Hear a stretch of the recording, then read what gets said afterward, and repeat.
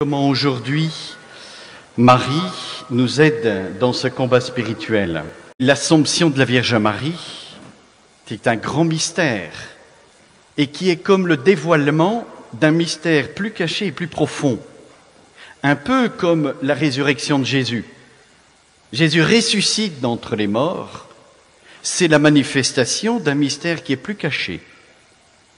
C'est la manifestation du mystère de Jésus qui est la résurrection. La résurrection, l'événement, n'est que la manifestation de quelque chose de plus profond. Et je crois que l'Assomption de la Vierge Marie, c'est analogue. C'est la manifestation d'un mystère plus caché et plus profond. Quel mystère? C'est l'Assomption de toute la personne humaine par la grâce, c'est-à-dire l'amour du Père qui vient nous chercher dans toute notre personnalité pour nous assumer. C'est ça le mystère de l'Assomption. Vous voyez bien que c'est actuel pour tous les hommes de tous les temps, de toute l'Église. Mais spécialement lorsque cette vie chrétienne se déroule dans des combats et dans des luttes contre l'ennemi que nous connaissons par la révélation, mais aussi par notre expérience, hélas, le démon, l'ennemi, le Satan. Et dans le livre de l'Apocalypse, au chapitre 12 et 13, on nous montre la femme victorieuse, entièrement victorieuse de l'ennemi. Un signe grandiose apparu dans le ciel, une femme. La lune est sous ses pieds, 12 étoiles couronnent sa tête.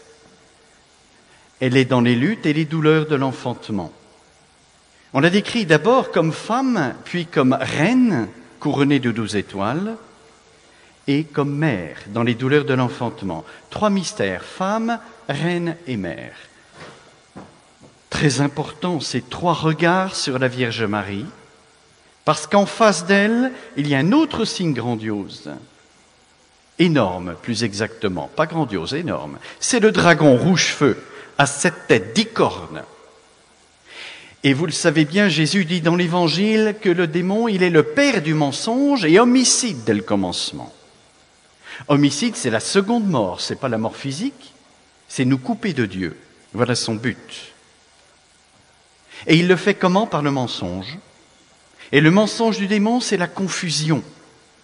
Entretenir les confusions en caricaturant tout ce que fait Dieu et tout ce que fait l'Église en particulier.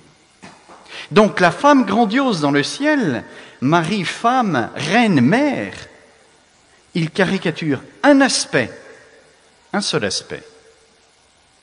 Puisque c'est la révélation, ça nous indique quelque chose de très grand.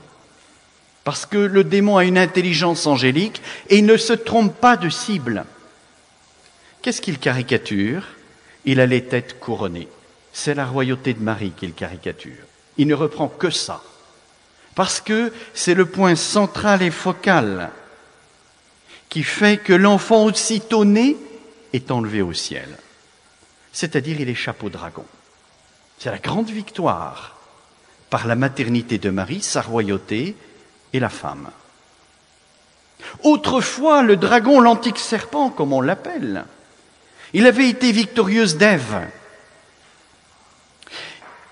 qui devait, par son alliance avec Adam, non seulement être source par la génération de l'humanité, mais aussi être instrument de communication de la grâce. Cette assomption de la personne humaine par la grâce, elle devait se faire par la génération, et le dragon a été victorieux. Il a cassé cela. Face à cette chute terrible de l'humanité, Dieu a répondu dans l'amour en suscitant une nouvelle Ève qui serait victorieuse, contre laquelle le démon ne pourrait rien, dont la fécondité lui échapperait. C'est ce qui est dit ici. Marie, la nouvelle Ève. Son enfant, aussitôt né, élevé au ciel. Son enfant, c'est pas le Christ, parce qu'elle est dans les douleurs de l'enfantement. C'est le mystère de l'Église, Marie à la croix, qui souffre du Christ crucifié, mais qui connaît la grande victoire de l'amour, et sur lequel le démon ne peut rien faire.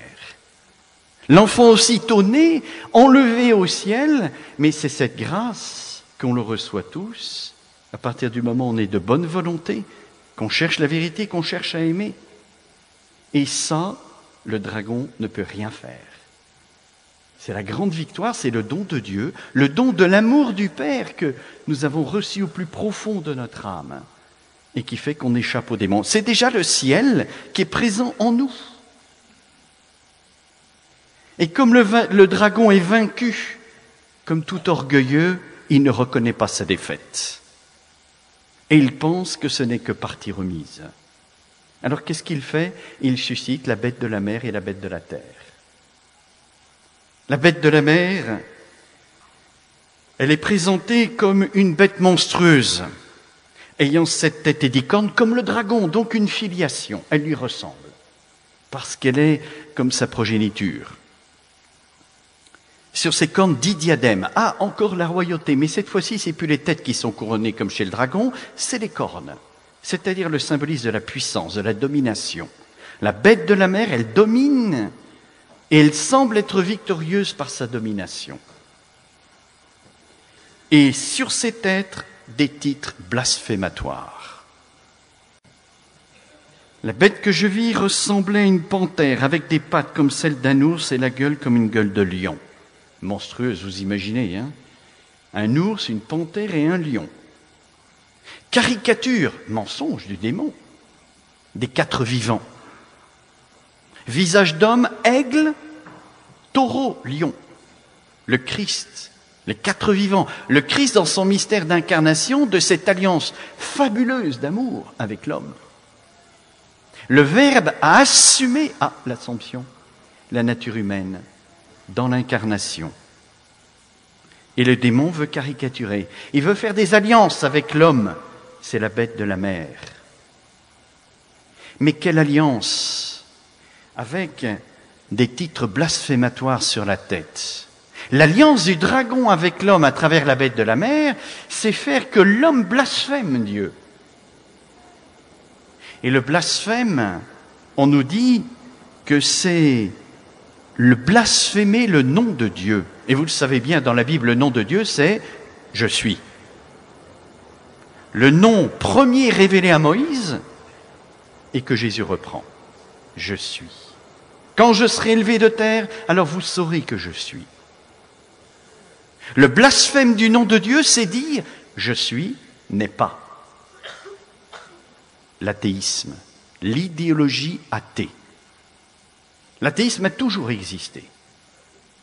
Mais comme système philosophique, système de pensée qui envahit la culture, Nietzsche, Sartre et bien d'autres, c'est récent. C'est la bête de la mer. Fausse alliance du dragon avec l'intelligence spéculative de l'homme qui aboutit à la négation de Dieu. Comment? Eh bien, une de ses têtes, à la bête de la mer, paraissait blessée à mort et elle a repris vie. Et ce phénomène de tête qui est blessée à mort et qui reprend vie étonne tous les habitants de la terre. Ils sont stupéfaits et ils suivent la bête. Prodige. Caricature de la résurrection. La tête blessée à mort qui reprend vie. La tête blessée à mort, c'est le symbolisme de l'intelligence, blessée à mort. L'intelligence blessée à mort, si on regarde bien l'origine des idéologies athées, c'est la négation, primat de la négation. Quand on est toujours, il y a quelqu'un qui disait ça tout à l'heure, toujours tenté de critiquer, de nier,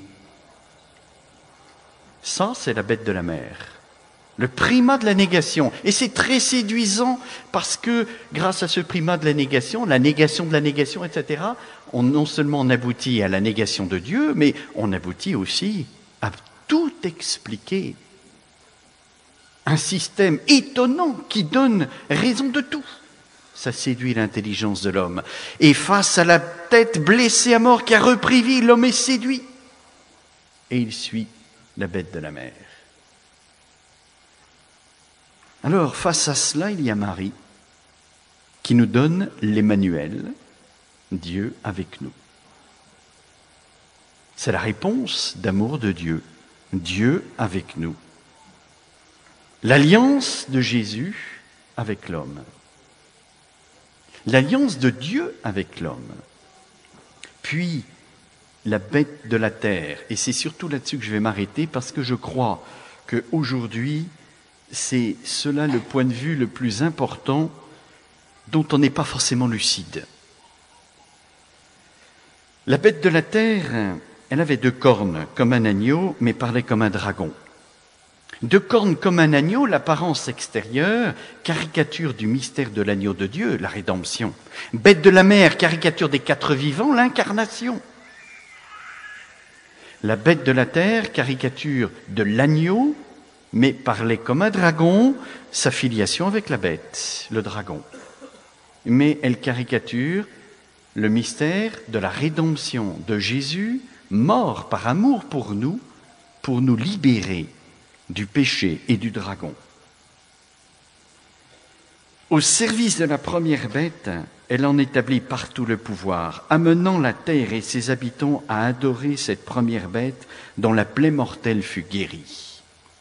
Elle accomplit des prodiges étonnants, jusqu'à faire descendre aux yeux de tous le feu du ciel sur la terre. La bête de la terre, elle se différencie de la bête de la mer parce qu'elle est une alliance avec l'intelligence pratique de l'homme. Elle fait des prodiges étonnants, jusqu'à faire descendre le feu du ciel sur la terre. Et vous le savez bien, Jésus dit dans l'Évangile, « Je suis venu jeter un feu sur la terre ». On voit bien le mensonge du démon, la caricature, la confusion qu'il produit en imitant ce que fait Jésus. Je suis venu jeter un feu sur la terre. Lorsque Jésus dit ça, il parle de quoi? Il le dit au moment où il annonce sa passion. Ce feu qu'il vient jeter sur la terre, c'est la lumière. Symbolisme du feu, c'est la lumière, mais c'est l'amour aussi, la charité. Jésus est venu sur terre pour nous donner toute la lumière de Dieu et tout l'amour de Dieu, traduit à travers l'alliance dans l'homme, dans l'humanité. Comment le démon va-t-il caricaturer ça pour créer la confusion? Une lumière qui semble venir d'en haut, mais qui n'est pas tout à fait une lumière divine, qui n'est pas du tout la lumière divine. C'est quoi? C'est une caricature du charisme de prophétie, la divination. Tous ceux qui prétendent donner une lumière d'en haut pour aider l'humanité, pour les personnes qui sont dans des situations terribles, impossibles, situations limites. Alors on va les aider, on va leur donner une lumière, sous prétexte de charité fraternelle, de philanthropie si vous voulez. On va aider l'humanité en donnant une lumière qu'on prétend venir d'en haut. Aujourd'hui, il y a beaucoup de personnes qui prétendent être en contact avec des entités, et même quelquefois avec la Vierge Marie, avec Jésus, avec des saints du ciel. Ça peut être vrai, mais ça peut être aussi le mensonge du démon. La bête de la terre, elle fait descendre le feu du ciel sur la terre. Tout ce qui est de l'ordre de la divination, dont vous le savez bien, dans l'Ancien Testament, Dieu l'a interdit. Mais ça prend des formes nouvelles aujourd'hui. Et puis du côté de la charité, faire descendre le feu du ciel sur la terre. L'amour divin qui vient embraser la terre, comme le feu ardent du buisson que Moïse a vu. Ce feu de l'amour de Dieu qui a déjà pris possession de la nature humaine de Jésus dans l'incarnation, sans le consumer. Cet amour qui brûle l'humanité sainte du Christ sans la détruire, mais au contraire en ennoblissant. Quelle est la caricature démoniaque? Ce feu de l'amour divin qui vient sur terre, c'est une compassion à l'égard du pauvre, du pécheur que nous sommes, du misérable. Jésus meurt sur la croix en donnant sa vie. Il n'y a pas de plus grand amour que de donner sa vie pour ceux qu'on aime. Compassion. caricature démoniaque, fausse compassion, apparence de compassion. L'autre jour, une personne vient me voir, il y a quelques mois, elle me dit, mon père, ma fille est malade, elle va vers la mort, je les montre à tous les médecins, personne ne peut la guérir. Alors qu'est-ce que j'ai fait? Je me suis laissé initier au Reiki et je l'ai guérie. Comment voulez-vous faire comprendre à cette femme que ce n'est pas du bon Dieu? Elle a guéri sa fille. Tout est bien. Elle a fait du bien à sa fille. Évidemment, elle avait quelques problèmes, c'est pour ça qu'elle est venue me voir. Comment lui montrer que c'est une alliance avec le démon? Oui, le démon se sert de la bonne volonté. C'était une femme croyante. Elle croyait en Dieu. Et elle ne recherchait que le bien. Donc, bonne volonté, sincère en plus de ça. La bête de la terre est capable de faire des alliances avec des âmes de bonne volonté qui sont sincères aujourd'hui. Parce qu'elle propose des thérapies nouvelles, plus efficaces que la médecine et parfois gratuites. Pourquoi s'en priver? C'est terrible. C'est terrible, ça c'est la bête de la terre aujourd'hui. Les thérapies nouvelles, qui ne sont pas toutes mauvaises, hein, rassurez-vous. Il y en a qui sont excellentes et naturelles, mais le démon s'infiltre dedans pour caricaturer, imiter et tout dévier, tout fausser. Et il y a beaucoup de thérapies aujourd'hui, si on n'est pas éclairé, notre bonne volonté, ça ne suffit pas. Il ne s'agit pas de dire seulement, mais moi je veux faire le bien, moi je veux faire du bien à l'humanité, et en face de Dieu, je crois que ce moyen, il est bon, donc je le prends, en face de Dieu. Ça ne suffit pas. Il faut être éclairé aujourd'hui. Vous voyez, ça c'est l'œuvre de la bête de la terre. C'est redoutable. Redoutable, tellement c'est pernicieux, subtil. Ça c'est la première action de la bête de la terre. Le feu qui descend du ciel. Un faux feu. Du côté de la lumière, tout ce qui est de l'ordre de la divination. Du côté de l'amour, tout ce qui est de l'ordre d'une fausse compassion. Aujourd'hui, même la médecine traditionnelle, elle fait ce qu'elle peut pour éliminer le mal et elle a raison, elle fait bien. Le mal, on ne doit pas l'aimer. Même sous prétexte de la croix, le mal c'est le mal, on doit le fuir et lutter contre lui. Mais la science et la technique sont tellement développées qu'aujourd'hui on est capable d'éradiquer la plupart des maux, bien qu'il y en ait quelques-uns qui nous échappent. Mais à quel point? Jusqu'à quel prix? Lorsque l'efficacité contre le mal atteint même ce qui est bon en nous, la personne humaine, est-ce que c'est encore juste? Quelle est la limite? Jusqu'où la thérapie peut-elle aller en respectant la personne humaine? Parce que l'efficacité est telle qu'on peut atteindre la personne et à sa dignité, et du coup, ce n'est plus du bon Dieu, parce que la personne n'est plus respectée. La bête de la terre, et on occulte, du coup, le mystère de la croix. Je recherche à éradiquer le mal tellement que le mystère de la croix est évacué complètement, on n'en parle plus, sous prétexte de bien. Il y a quelque chose de juste. Encore une fois, le mal, il faut lutter contre lui. Jésus dit, si on vous persécute dans une ville, fuyez dans une autre. C'est pas de la lâcheté. C'est pas de la lâcheté. Je ne dois pas m'exposer au mal. Il n'y a que si le mal, je suis obligé de le vivre, alors je choisis la croix. Et vous voyez, là, il y a un petit dérapage qui est assez subtil. Je dois lutter contre le mal, et donc le plus possible, et j'ai tellement des moyens efficaces que finalement, j'en arrive à occulter le mystère de la croix, il disparaît. Et ça, c'est l'œuvre de la bête de la terre. Marie, au pied de la croix, elle n'a pas évité, elle est debout, dit saint Luc, debout. Elle n'a pas fui la croix, elle était là. comme la mère du crucifié. Il a vécu pleinement ce mystère, douloureux, mais glorieux. Ô combien glorieux, parce que c'est l'amour qui domine. Et si elle a pu tenir comme Jésus sur la croix, c'est la révélation que l'amour est plus fort que la mort. Et donc c'est un amour divin, parce que l'amour humain n'est pas victorieux de la mort. Et c'est la résurrection qui nous le montre. L'amour divin est victorieux de la mort. Et Marie, au pied de la croix, elle est debout. Elle montre déjà cette victoire. Elle montre déjà ses victoires. Elle n'occulte pas la souffrance, mais dans un regard de lumière, à sa juste place.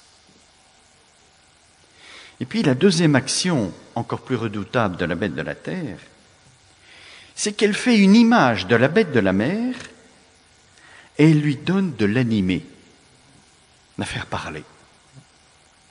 Alors vous voyez bien ici l'image qui est confondue parce qu'elle parle avec une présence. C'est-à-dire confusion du virtuel, l'image, et du réel. Confusion du virtuel et du réel.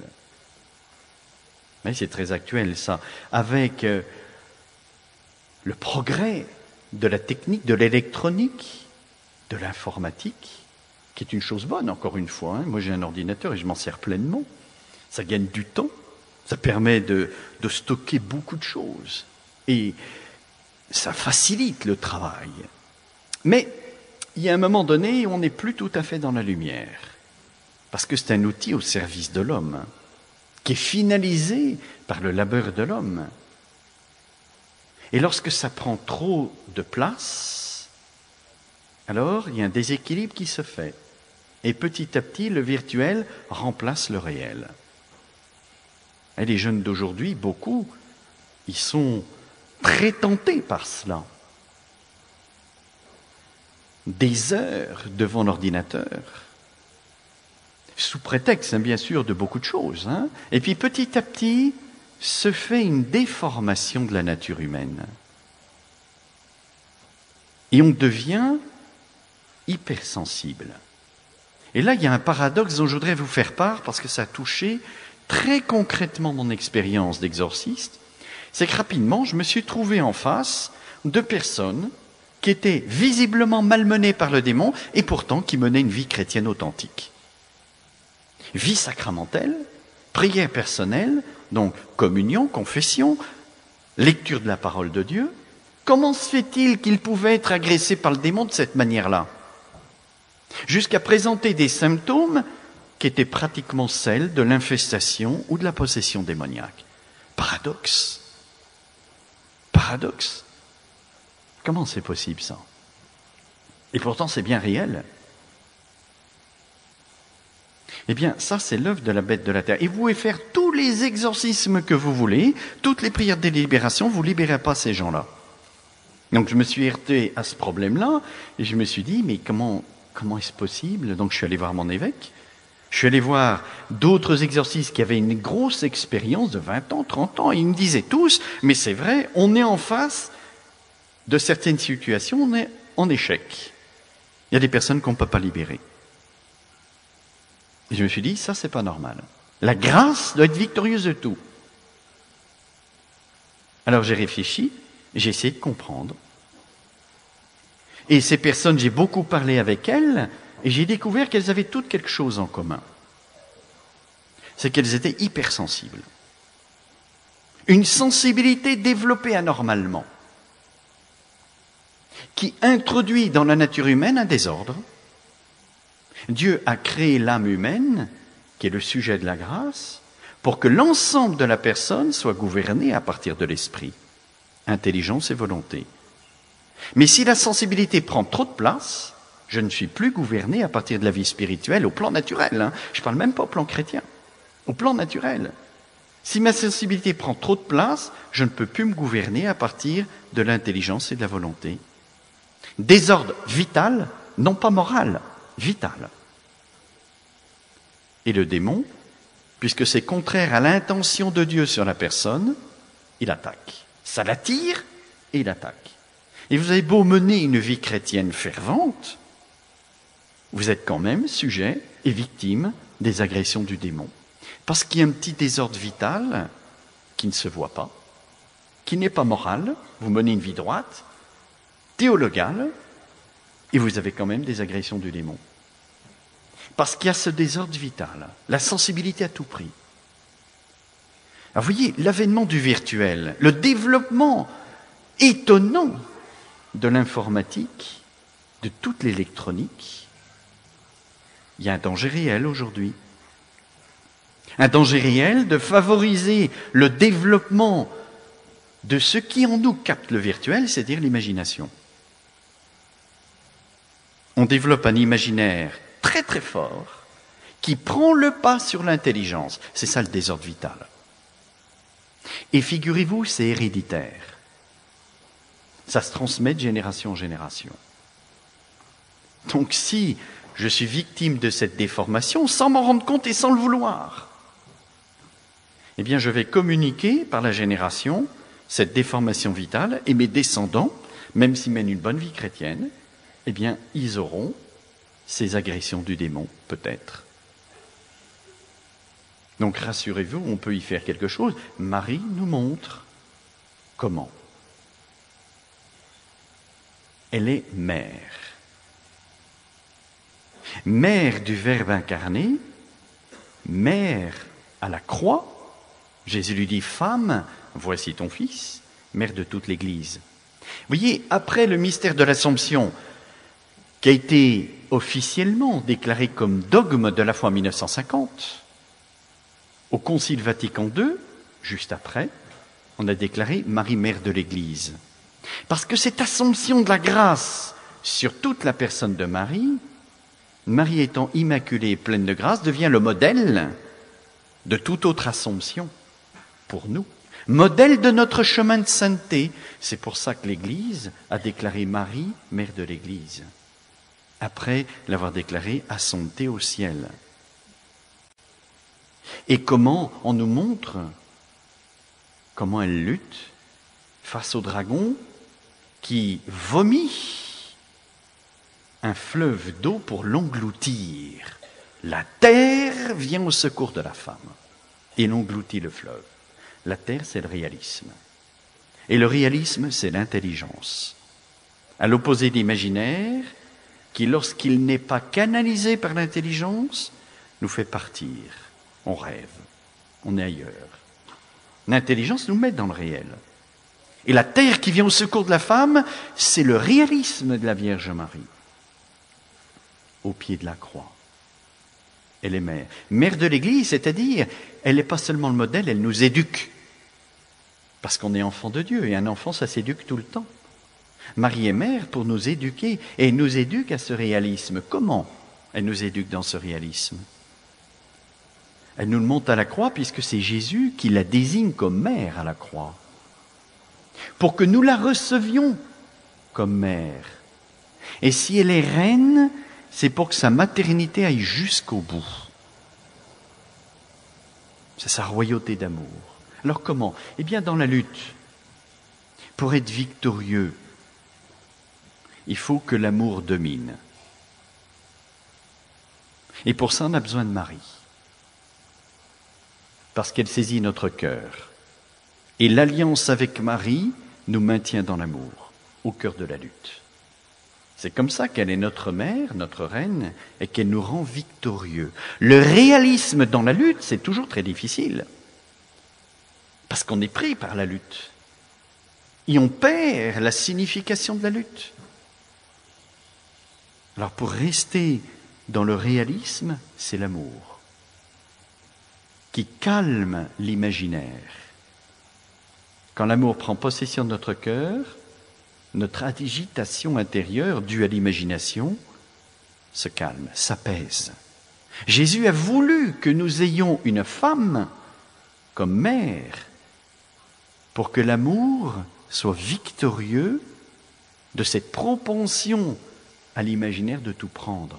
Et quand on est dans la lutte, vous le savez bien, c'est vraiment le lieu où on risque bien de tomber dans une espèce de paranoïa, de croire que tout le monde nous en veut, de croire qu'on nous fait du mal tout le temps, etc. Seul l'amour est victorieux de ça. Et Jésus nous donne Marie pour ça. Alors ce développement de l'hypersensibilité fait qu'il y a des symptômes qui commencent à être nuisibles pour la vie de la personne. Fatigue permanente. Légère, mais permanente. Pourquoi fatigue? Parce que l'imaginaire tournant tout le temps, celui qui est hypersensible, il cogite tout le temps, pense tout le temps, tout le temps, tout le temps. Mais c'est pas l'intelligence, c'est l'imaginaire. Et ça fatigue. Du coup, on a un sommeil qui n'est plus réparateur. C'est-à-dire quand on se réveille le matin, fatigué. On ne sait pas pourquoi.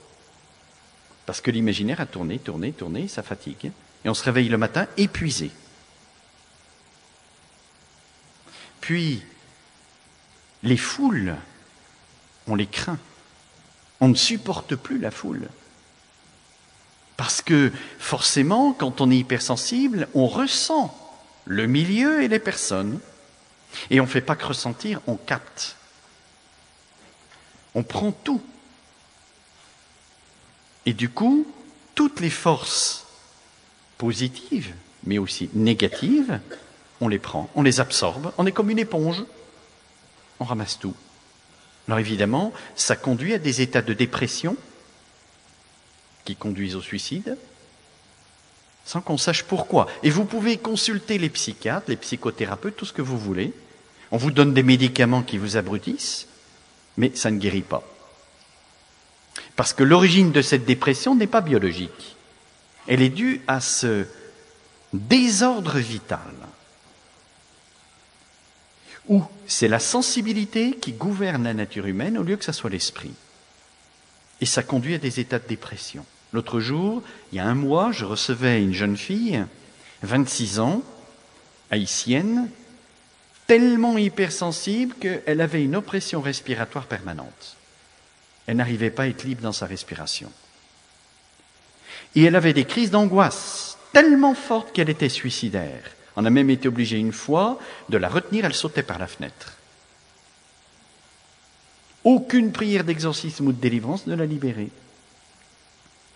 Et quand j'ai découvert qu'elle avait cette hypersensibilité, je lui ai dit ce qu'il fallait faire pour la perdre. En 15 jours, elle a perdu. Toutes les oppressions ont disparu. Les états suicidaires ont disparu. Les angoisses ont disparu. Tout est redevenu normal. Et il y a beaucoup de personnes, beaucoup plus qu'on ne le pense, qui ont ces désordres vitaux à cause de ce phénomène de virtualité qui aujourd'hui prend le pas sur tout. À cause du progrès de la science qui, encore une fois, est bon. Hein. Je ne dis pas que c'est mauvais. Mais, vous voyez, l'enseignement de l'Église a toujours dit que face à la science, il faut un surcroît de l'humanité. Face au progrès de la science qui a tendance, c'est tellement séduisant, par la science, on règle tous les problèmes.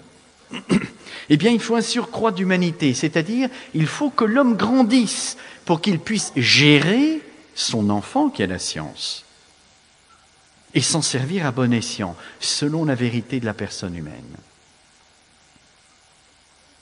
Donc, tous ces phénomènes engendrés par une excroissance de la sensibilité qui conduit à des états suicidaires et morbides, où aucune prière de délivrance ou d'exorcisme ne peut aider, parce que c'est une déformation naturelle, eh bien, ça donne aussi, figurez-vous, des pouvoirs étranges, qui sont les caricatures démoniaques des charismes. Quand vous êtes hypersensible, vous pouvez avoir des visions. Et vous croyez que c'est un charisme de connaissance. Vous pouvez imposer les mains et guérir, ce que fait le magnétiseur, qui imite et caricature le charisme de guérison. Vous pouvez avoir beaucoup d'autres pouvoirs qui sont des caricatures démoniaques des charismes, et qui ne sont pas du tout des charismes, mais qui sont dus à un développement de l'hypersensibilité, et qui entretient ce désordre, et qui permet après aux démons d'embêter, de mettre des obstacles dans la vie, d'entraver. de permettre, d'empêcher plutôt des relations amicales, des gens qui n'arrivent pas à trouver l'âme sœur, des gens qui n'arrivent pas à trouver de travail, des gens qui ont plein d'obstacles dans leur vie, parce qu'il y a la bête de la terre qui fait ces confusions, le mensonge du démon. Et le but, c'est de conduire au désespoir. Quand vous êtes chrétien fervent et que vous êtes entravé, vous vous dites, mais qu'est-ce que fait Dieu? Pourtant je prie. Pourquoi ne m'aide-t-il pas? Et la révolte est tout de suite là, proche. Parce que le problème n'est pas surnaturel, le démon ne peut rien faire contre la grâce. Il n'y a que nous qui pouvons la perdre, mais lui, il ne peut pas l'enlever. Donc il se sert de la nature humaine pour agresser, surtout quand elle est désordonnée. Non pas moralement, vitalement, c'est suffisant. Et il agresse. Le problème est naturel, il n'est pas surnaturel. Mais le démon s'en sert pour entraver et conduire au désespoir, si possible, et au suicide. Donc, pouvoirs paranormaux, à cause de cette hypersensibilité, c'est pas du tout un don de Dieu, pas du tout. N'importe qui peut acquérir ces pouvoirs, ça s'acquiert. Par un exercice de l'hypersensibilité, vous exercez, je ne vous dirai pas la recette, parce que je ne veux pas vous tenter, mais n'importe qui s'exerce à certaines activités de sensibilité devient hypersensible et acquiert ses pouvoirs. Toutes les méthodes de méditation transcendantale développent cette hypersensibilité. Le yoga, qui paraît si inoffensif, du moins certains yogas. Les yogas qui sont que de la gymnastique, le hatha yoga par exemple, ça a l'air d'être tellement inoffensif. La sophrologie, c'est pour le bien des personnes, c'est pour les aider à gérer la souffrance. Alors, je ne dis pas que c'est démoniaque, bien sûr que non, mais ce sont des dispositions qui petit à petit peuvent conduire à quelque chose de beaucoup plus grave. Ça développe une hypersensibilité. Partout, on vous demande d'être dans un état où vous renoncez volontairement à l'exercice de l'intelligence, c'est-à-dire la présence au réel. Ce n'est plus humain. Ce n'est plus humain. Je ne dis pas que c'est démoniaque, mais il faut faire attention. Ça peut être une disposition à quelque chose de très mauvais. Toutes les thérapies à base d'énergie, kinésiologie, biokinergie, et aujourd'hui, ils s'en inventent de nouvelles toutes les secondes presque, tellement il y en a.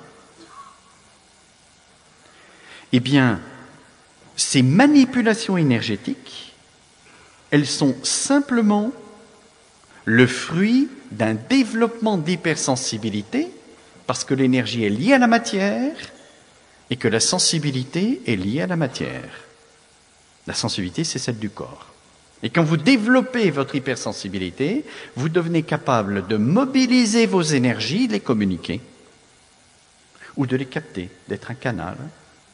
C'est la médiumnité. Et quand vous faites ça, vous développez votre hypersensibilité et c'est un serpent qui mord sa queue, au sens presque propre, c'est-à-dire l'état et la situation de la personne se dégradent progressivement. Et on a beau prier, être fervent, faire des retraites, ça se dégrade quand même. Parce qu'on s'engage dans ces activités qui déforment la nature humaine et qui permet aux démons d'agresser après. C'est tellement sournois. Et si on n'est pas informé, qu'est-ce qu'on peut faire? Alors, heureusement, ça ne met pas en cause notre prédestination. Pas du tout. La prédestination, c'est la grâce dans l'âme, et ça, le démon ne peut rien faire. Même avec ses thérapies, même avec ses exercices d'hypersensibilité, ça ne change rien au chemin de sainteté. Mais ça peut l'entraver. Donc la prédestination n'est pas touchée par ça, heureusement. Mais ce n'est pas bon. Donc, l'image de la bête de la mer qui est animée, confusion virtuelle réelle. Vous voyez, il y a plein de films aujourd'hui qui montrent ça. Il n'y a pas si longtemps que ça, il y a quelques années, il y avait ce film Matrix que vous avez tous vu, ou beaucoup d'entre vous l'ont vu peut-être, surtout les jeunes. Moi, je me suis obligé à le regarder pour voir. Et ben, dans le film, à un moment donné, vous ne savez plus du tout si vous êtes dans le réel ou dans le virtuel. Confusion complète. Oui, et c'est ça que ça montre. La drogue, même la petite drogue, le shit, eh bien, ça engendre ce désordre vital. Parce que vous faites un voyage dans l'imaginaire et vous déformez votre imaginaire plastiquement, si bien qu'après, l'intelligence n'a plus le dominium. C'est l'imaginaire qui prend tout. Et quelqu'un qui a touché à la drogue, même la petite cigarette, le joint, eh bien, il déforme sa nature humaine et après, il devient hypersensible et vulnérable aux agressions de l'ennemi.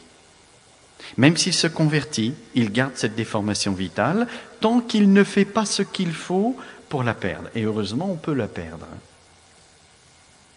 Et la dernière action de la bête de la terre,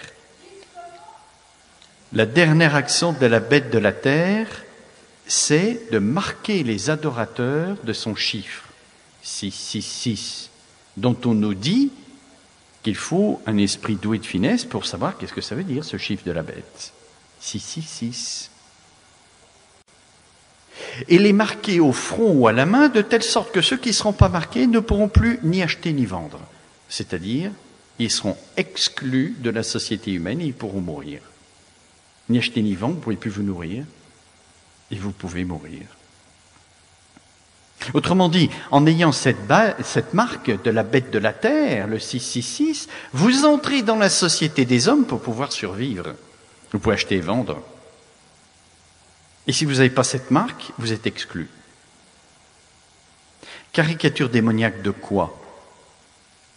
Caricature démoniaque de cette initiation dans laquelle vous pouvez participer à la vie surnaturelle.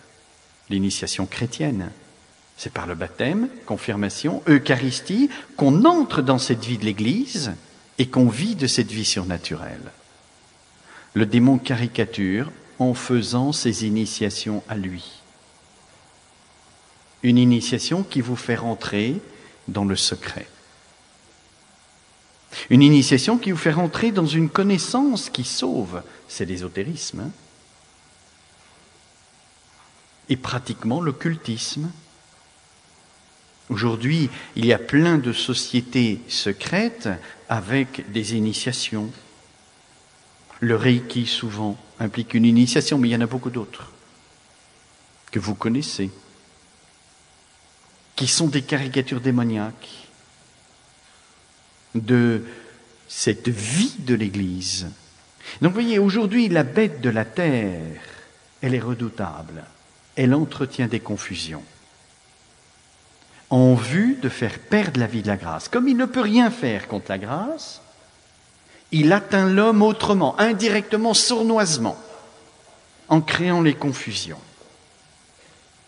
Si nous recevons Marie comme mère, elle vient au secours. Par son réalisme de l'amour, sa maternité divine.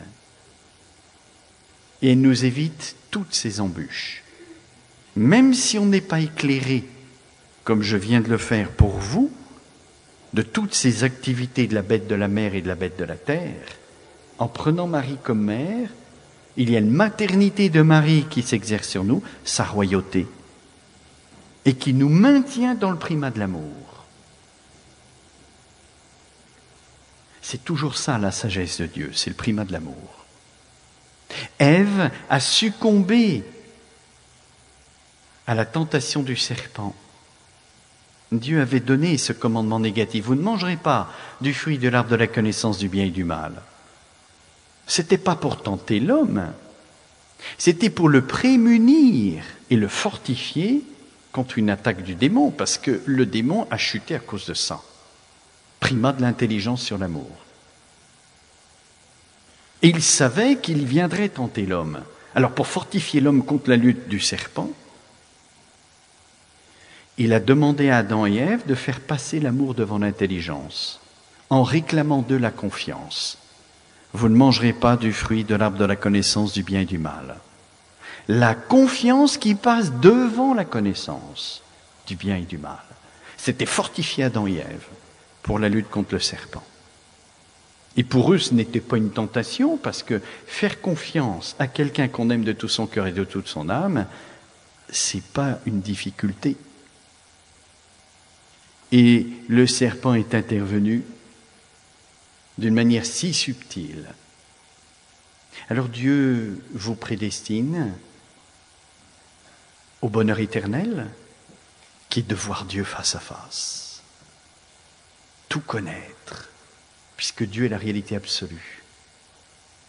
Il vous prédestine à ça, et puis il vous donne un commandement qui restreint votre connaissance.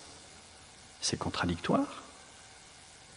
Et si c'est contradictoire, c'est parce qu'il y a quelque chose qui ne va pas. Dieu a peur que vous deveniez comme lui.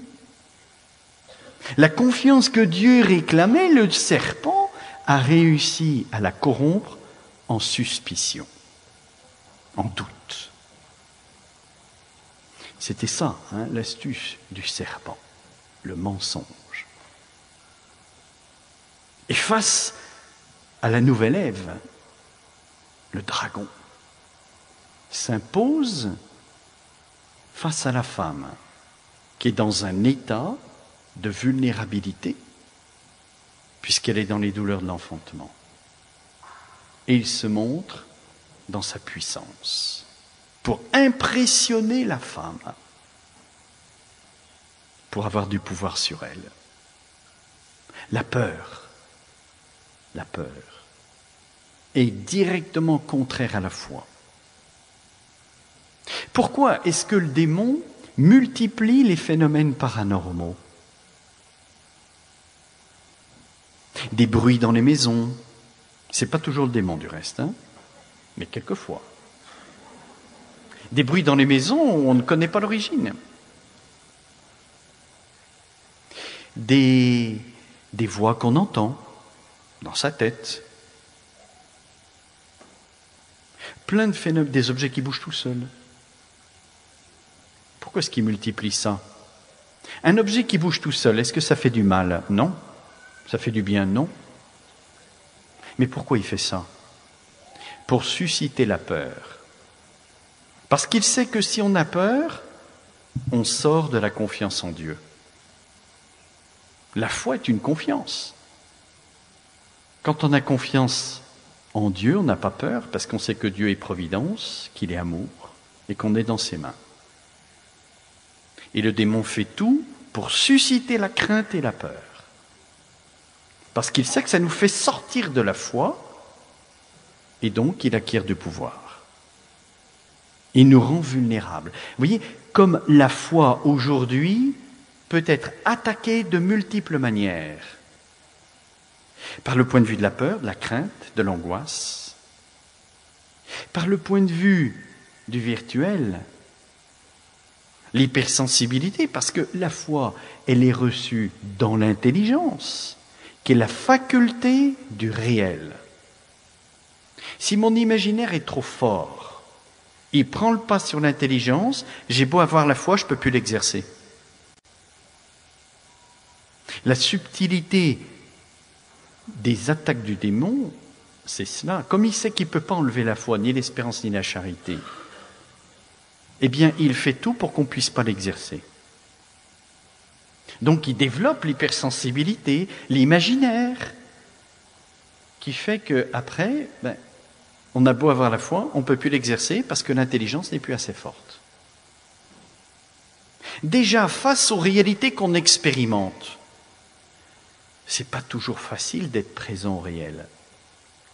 Mais face à une réalité qu'on n'expérimente pas, comme Dieu, Jésus, Marie, on ne les atteint pas dans nos sens.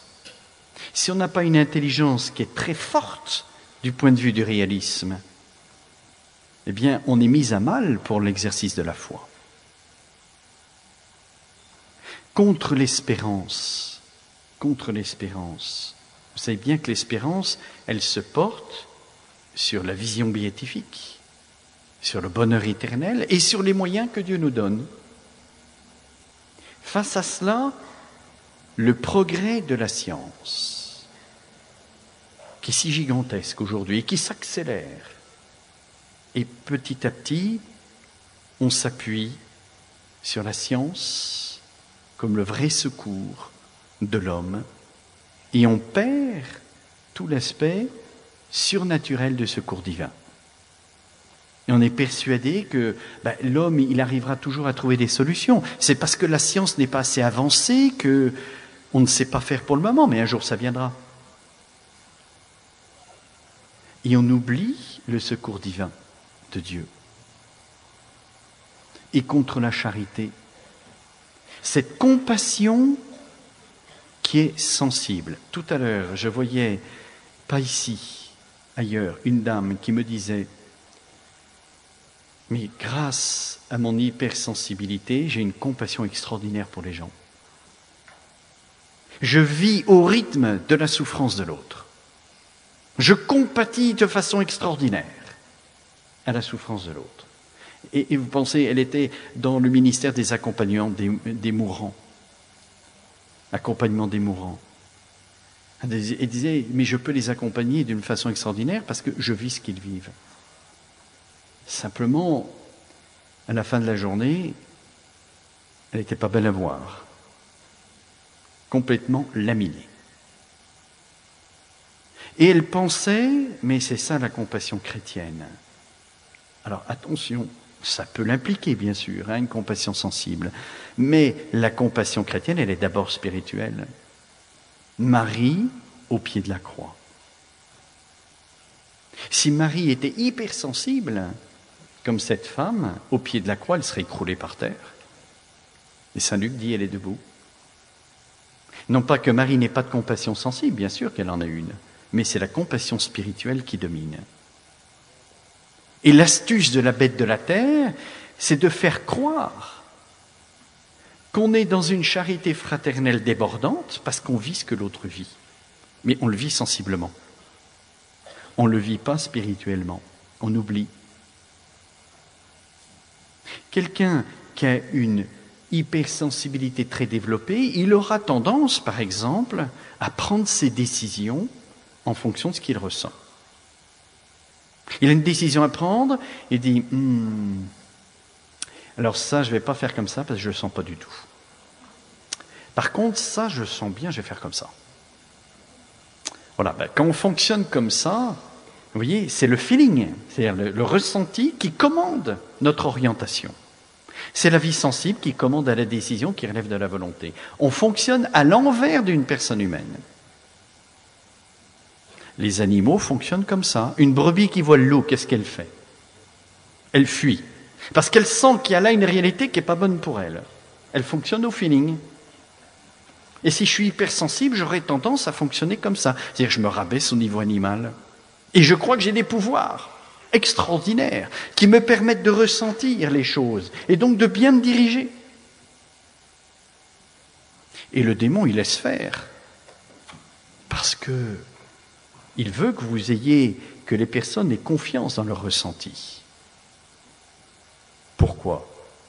Parce que ça l'intéresse. Lui, il connaît le ressenti. L'esprit, il n'y a pas accès.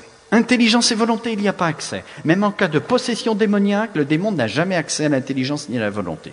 Il entrave les exercices, bien sûr, mais il n'y a jamais accès directement. Par contre, le ressenti, il sait tout. Alors imaginez-vous, si vous prenez une décision en fonction de ce que vous ressentez, mais il sait à l'avance ce que vous allez faire. Donc qu'est-ce qu'il fait? Il vous met des entraves et votre vie est bloquée. Vous avez beau entreprendre tout ce que vous voulez, des barrages, des pépins, des ennuis, des anormales, et vous êtes entravé dans votre vie.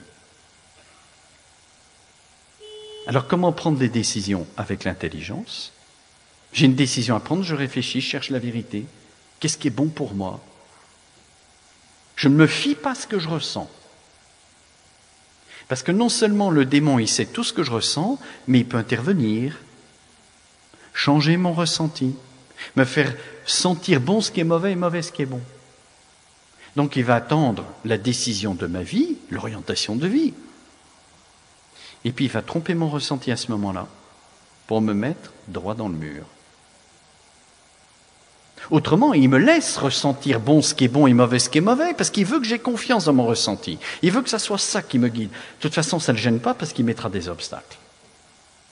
Donc il laisse bien pour que j'ai bien confiance dans mon ressenti. Et puis, à un moment donné, eh bien, il me trompera et puis je serai dans une situation limite.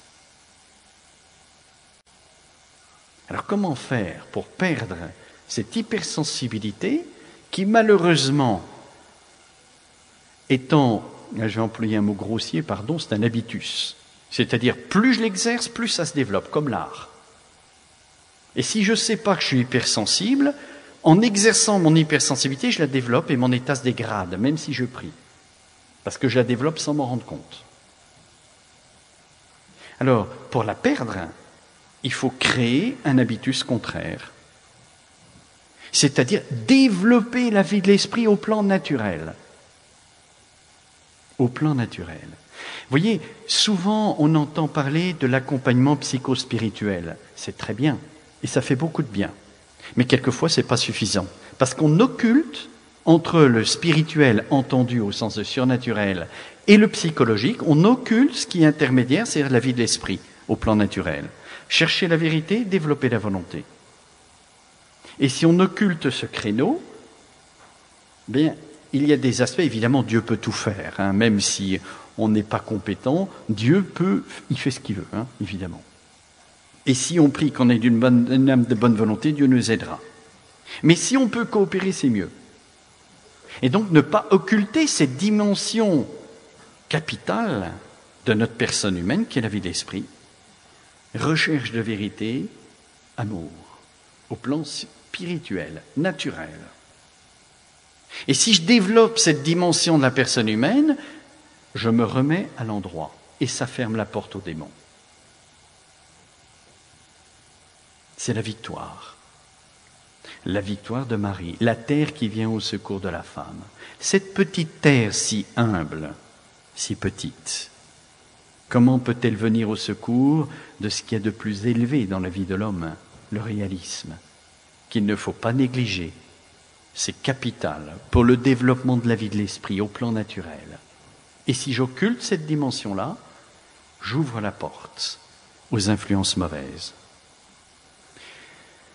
Encore une petite anecdote, puis je terminerai par là. Je suis allé en Afrique plusieurs fois et organisant des colloques pour mon association, c'était au Cameroun, lors d'un colloque, des possédés sont venus me demander de l'aide, puisque l'archevêque de Yaoundé m'avait donné les pouvoirs d'exorcisme. Et effectivement, dès que je faisais une prière d'exorcisme, les gens tombaient par terre, crise de possession. Alors que c'était des gens qui étaient chrétiens, qui menaient une vraie vie chrétienne. Donc j'ai arrêté, parce que je savais que c'est anormal, j'ai attendu qu'ils reviennent à eux, je les ai interrogés en leur demandant s'il n'y avait pas cette hypersensibilité, et effectivement elle était présente. Donc j'ai dit aux personnes, je recommence la même prière, je te parie que tu ne tombes plus, que tu n'as plus de crise. Mais pendant la prière, tu ne fermes pas les yeux. Tu restes éveillé dans ton intelligence. Je recommençais la prière, il ne tombait plus rien. Pourquoi ? Faire une prière de grand exorcisme, cela excite le démon, le met en colère, il veut se venger. Et si la personne a une porte ouverte, il le terrasse, il lui donne une crise de possession, alors qu'il n'est pas possédé, parce que le Christ habite en lui, parce qu'il est chrétien. La seconde fois, je recommence la prière, il ne tombe plus. Pourquoi ?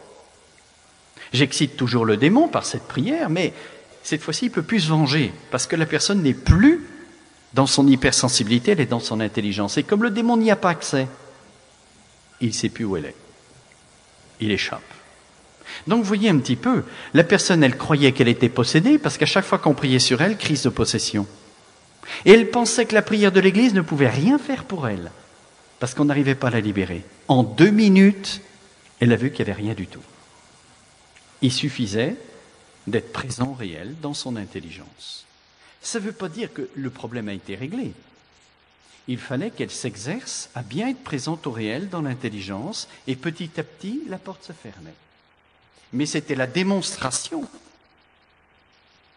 que ce n'est pas parce que je vois des manifestations démoniaques que la personne est infestée ou possédée, pas du tout. Il peut y avoir une faille dont le démon se sert pour faire croire à une possession ou une infestation. Pour désespérer les personnes. Croyez-moi, les personnes, elles étaient dans un état, en pensant qu'elles étaient possédées et que la prière de l'Église ne pouvait rien faire pour elles, pas d'issue. Et après, je me suis dit, mais tous les gens qui me disent, mais est-ce qu'on ne m'a pas fait du mal? Est-ce qu'on ne m'a pas jeté un sort? Est-ce qu'on ne m'a pas fait de la sorcellerie? Au début, je pensais que c'était la peur de la sorcellerie qui faisait dire ça. Puis après, j'ai compris que ce n'est pas ça. C'est quand on est hypersensible.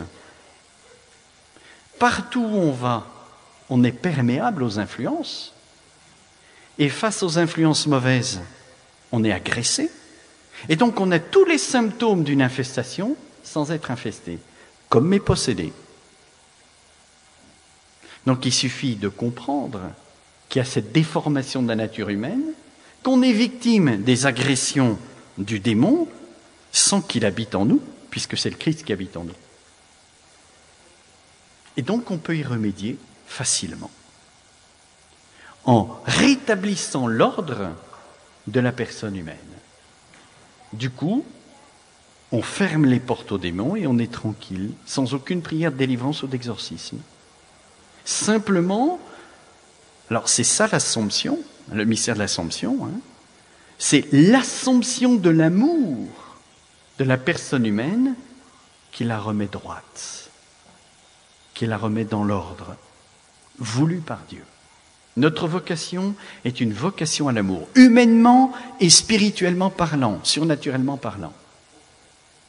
Et si je vis de cette vocation à l'amour, ça me remet d'aplomb tout seul. J'ai même pas y pensé, ça se fait tout seul. Et Marie nous a été donnée pour ça, pour que l'amour soit premier. Donc c'est très important pour nous, parce qu'aujourd'hui, vous voyez, je vous le dis parce que vous faites partie de ces communautés du renouveau, et lorsqu'il y a l'effusion de l'Esprit Saint, les gens qui tombent à la renverse, c'est une expérience réelle de l'Esprit Saint. Mais il peut advenir que dans le repos de l'Esprit, il se passe des manifestations bizarres. Des gens qui se mettent à hurler, à se tordre, etc. Qu'est-ce que ça veut dire? Eh bien, ça veut dire que ces personnes, l'Esprit Saint permet que ça arrive pour qu'on comprenne qu'il y a quelque chose à faire pour ces personnes. Il faut les prendre en charge. Et souvent, ce sont des blessures d'enfance. J'ai eu le cas plusieurs fois de personnes qui sont venues me voir à cause de ça. Ayant vécu le repos dans l'esprit, s'était passé quelque chose de bizarre. Et on discerne souvent, pas toujours, mais souvent, ce sont des blessures d'enfance qui se manifestent dans le repos de l'esprit. Et ces blessures d'enfance entravent la vie, parce que ces blessures d'enfance peuvent engendrer des états dépressifs, voire morbides, suicidaires, ou des comportements qu'on ne maîtrise pas, qu'on ne veut pas, mais qu'on ne maîtrise pas. Une propension à la colère, qu'on ne veut pas, dont on souffre, mais on n'arrive pas à le juguler. Blessures d'enfance qui peuvent engendrer des phénomènes bizarres. Et dans le repos dans l'esprit, ça se manifeste pour qu'on comprenne qu'il y a quelque chose à faire. Ça peut être aussi bien d'autres choses. Il existe beaucoup de ce qu'on appelle des portes ouvertes, c'est-à-dire qui permettent aux démons, malgré la vie chrétienne, d'agresser et d'embêter. Alors avec du plus et du moins, bien sûr. J'avais vu une personne qui m'avait été envoyée par un évêque, qui était fervente, mariée, qui faisait des retraites au Carmel, pour vous dire. Donc une personne très fervente. On lui faisait une prière de délivrance, même pas d'exorcisme, de délivrance. Elle tombait par terre et elle se déplaçait comme un serpent à toute allure. Comment ça se fait, étant chrétien, que ça arrive? Il y avait une porte ouverte, c'était l'hérédité. Une hérédité mauvaise. Dans l'ascendance, il y avait des gens qui avaient touché à des pratiques occultes, qui créent des dispositions mauvaises dans le corps qui se transmettent par génération. Quand dans l'ascendance, vous avez des gens qui ont fait du spiritisme, qui ont fait du magnétisme, qui ont fait des choses mauvaises, ça crée dans le corps des dispositions mauvaises qui se transmettent par génération et qui sont de véritables portes ouvertes, ce qui permettent aux démons d'agresser les descendants. Heureusement, on peut y faire quelque chose là aussi contre ça. Alors, c'est pas systématique, parce que ça suit la loi de l'hérédité, c'est-à-dire quelquefois, ça saute une génération, et quelquefois, dans la même génération, il y en a un qui prend tout, puis l'autre rien. Mais ce sont autant de portes ouvertes qui permettent à l'ennemi d'attaquer. Marie, immaculée conception, aucune hérédité mauvaise. Et comme elle est notre mère, elle nous donne la grâce de nous enfanter, c'est-à-dire de nous communiquer quelque chose de sa vie surnaturelle. On ne sera jamais immaculée conception, mais on peut vivre de cette naissance d'en haut. L'immaculée conception, c'est bien ça. Marie est née d'en haut. À l'origine, sans faute, et dans sa vie contemplative, elle naît d'en haut. Et c'est cela que Marie nous apprend, à vivre de cette grâce, de cet amour du Père. Et après, ça rayonne. Et vous pouvez être de vrais évangélisateurs. Vivre de l'amour du Père qui prend toute notre personne, qui l'assume, pour après rayonner l'amour et la lumière.